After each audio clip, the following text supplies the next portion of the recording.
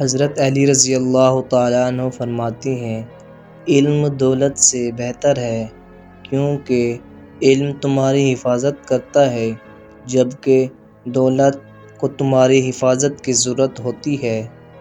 مولانا رومی رحمۃ اللہ علیہ فرماتے ہیں، علم نور ہے اور جہالت اندھیرا۔ جبکہ تم علم حاصل کرتے ہو تو روشنی میں آ جاتے ہو۔ امام غزالی رحمۃ اللہ علیہ فرماتے ہیں، علم کا مقصد یہ ہونا چاہیے کہ انسان کی خود شناسی بڑھ جائے اور خدا سے قربت حاصل ہو۔